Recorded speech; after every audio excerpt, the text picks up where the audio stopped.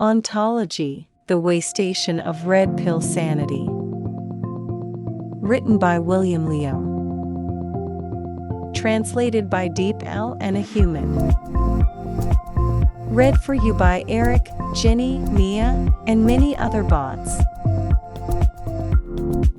Previously in the Ontology podcast series. In pre-New Deal America, the government was essentially non-existent. It was more like Old England of the 19th century, or even before the 18th or 17th century, like the England of the Tudors, in Huntington's words. Such an America could not have played a major role in world history. The key to this significant role lies in two events: the New Deal and the Second World War. If you only treat this phenomenon as a dichotomy of the left and the right, you haven't grasped its full depth. The correct understanding is that it is in essence a Roman imperial nature. Season 2. Lords and Wanderers. Episode 6. Building an empire that mirrors the Communist Party. McCarthy was not a man with outstanding political savviness and sophistication. Yet, through the deep and real connection between him and the American fellow countrymen, he felt that these developments were not right and the good Americans should not live like this, although he had no political theory and couldn't really name the threat he was facing.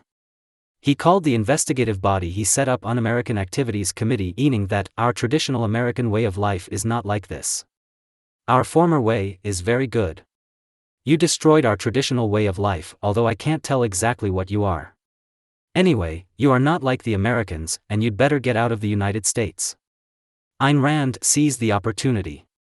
She went to the hearings to testify and accuse those Soviet spies in Hollywood. Her success in this area was much greater than the success of her own private association, which had given her considerable confidence. But what McCarthy and Ayn Rand saw was only part of the whole picture.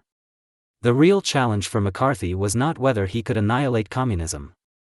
Communism was very fragile in the United States, it would be annihilated even without McCarthy, and he had accomplished this task with ease. He did not see that the real danger he faced was that the threat to the traditional American way of life didn't not only come from communism but also from the force against communism, which was the force of imperialization of the U.S., turning the United States from Switzerland in America into Rome in the world. In the force of imperialization, the managers of Roosevelt's New Deal that he abhorred were actually the same bunch of people as his Republican allies.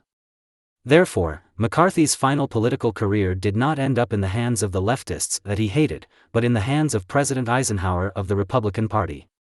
How could that be? That has to do with the origin of the Cold War liberalism. What was the Cold War liberalism? It is a variation of the Wartime United War Alliance. The Wartime United War Coalition was an alliance of traditional American politics, communists, and whatever other miscellaneous rabble-rousing progressives united against the Nazis. After the outbreak of the Cold War, this alliance automatically shifted to a grand alliance against communism.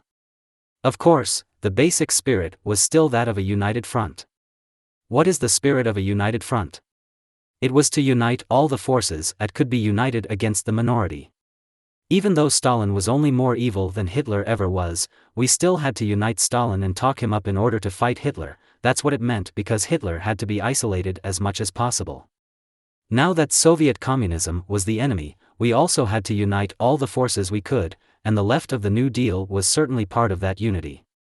The Cold War liberalism that developed under Eisenhower, and was later carried on by people like Kennedy and Nixon, was simply an unwritten bipartisan consensus. That is to say, uniting the Democratic left, which established the New Deal, and the Republican right, which opposed it, to form unity on the basis of anti-Soviet and anti-communism. According to McCarthy and Ayn Rand's thinking, the things that the Soviet Union subsequently did were simply the work of Franklin Roosevelt and those leftists around him, and now it is important for us to set things right and restore America's liberal traditions by knocking down these culprits. But that is not how history has actually developed. The actual historical development is that this group of people formed an alliance with those who opposed them. The late 1940s and early 1950s are a period of drawing boundaries and choosing sides. That is, the original pro-communists of the Roosevelt era were now faced with a choice. You could choose at this time to cut ties with the Communist Party by embracing only the center-left line of the later Truman Democrats so that you would still be a pillar of the later Cold War liberalism. If you refused to cut ties, then you would be classified as a pro-communist and there would never be any place for you in the United States. Many of the later American intellectual and political figures were leftovers from the 1930s who were actually more radical in the 1930s, and many of those who disappeared after the 1950s. They were able to survive because they wisely chose to be on the side of Cold War liberalism in the midst of this great severing and ruptures in the McCarthy era. In other words, they declared, "We are still the left, but we are the anti-communist left."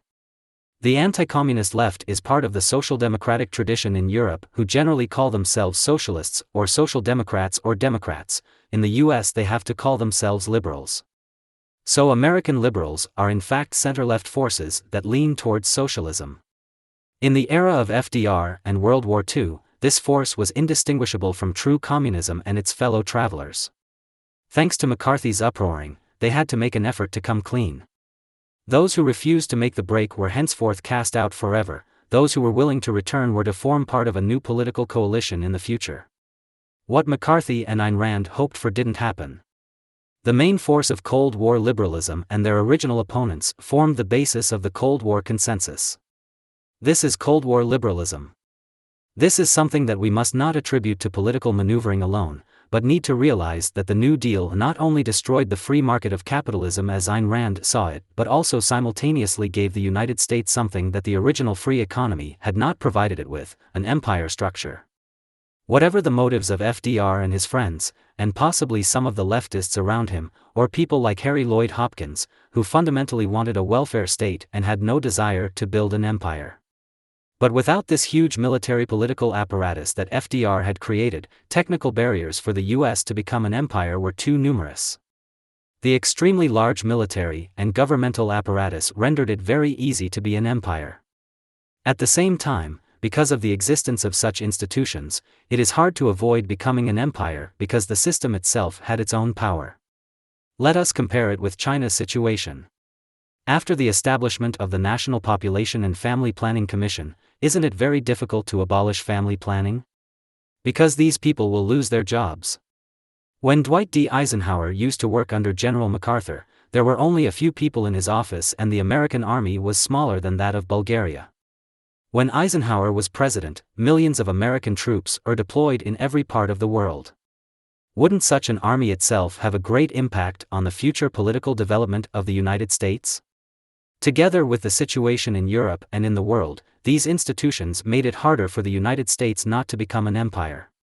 The imperialization of the United States was, in technical terms, or in terms of bureaucracy, military construction, and national role building, mainly the contribution of the leftists and FDR rather than the right-wing Republican Party and the American traditional spirit. Therefore, consensus politics defined positions for both sides. Without the leftists, the institutions of the empire would not exist. Without the rightists, the ideology of the United States could not hold. The American ideology was mainly provided by the Republican Party, which emphasized the traditional values of the United States and the qualifications as the leader of the free world. These were far from the spirit of the New Deal. But there must be material foundation under this spirit, and the execution of spirit must be carried out by institutions. To be straightforward, if you want to oppose the Communist Party, you must have an institution that can scare the Communist Party. This institution, which can scare the Communist Party, should probably mirror the Communist Party. It also needs bureaucratic institutions and armies as large as the Communist Party, otherwise, you can't oppose the latter. So the reason why Cold War liberalism could be established was its material necessity. It restored the head of traditional American ideology, but it was inseparable from the body that FDR created for it. Both McCarthy and Ayn Rand were unable to tolerate this body. They were destined to become outsiders in the political society of the United States. For McCarthy, this was very painful because he had a close flesh and blood connection with the American community. It was a great pain for him to leave politics. But for Ayn Rand, it did not matter. She was what I call a rootless wanderer from the very beginning. She had no flesh and blood relationship with American society. She was an intellectual and relied on selling her theory. She was very proud as long as someone bought her theory. She could go everywhere to sell books and could be treated when she gave lectures. Obviously, there were more and more people willing to buy her books, and more people were listening to her lectures. She felt like a winner. The achievement of American consensus politics had no harm to her. On the contrary, for an intellectual, it was good to have an enemy. She could constantly attack this stable enemy, which was equal to providing her with a value of existence that would never expire. What was a failure to McCarthy was a major opportunity for prosperity to Rand. As we all know, the coffin makers are not afraid of death. To a capitalist freedom fighter like Ayn Rand, the best scenario was there was a bureaucratic base camp in the United States as the permanent target of her constant criticism. Because the Soviet Union was too far away, the American public was not impressed by the number of people who died in the collective farms. On the contrary, the public was aware of the facts that the federal government's bureaucracy was so lagging, and comparing with the tax they paid before, how much tax had been increased by the federal government.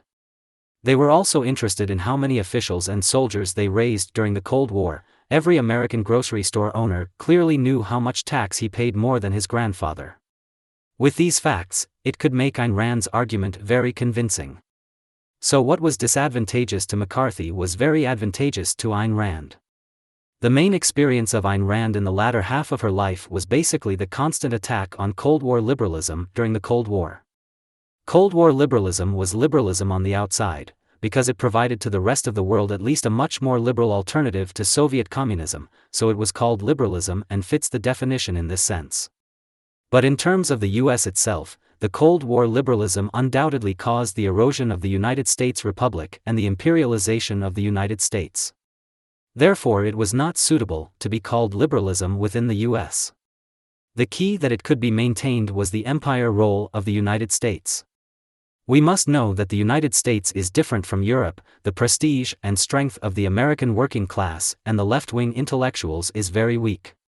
If they relied solely on their own strength, they could not turn the United States towards the left.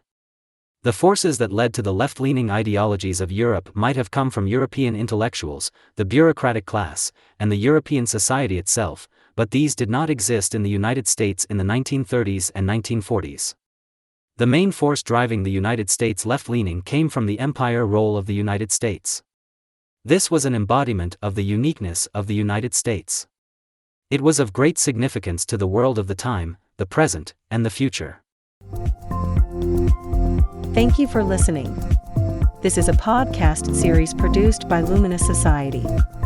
Luminous Society provides you with an alternative historical narrative.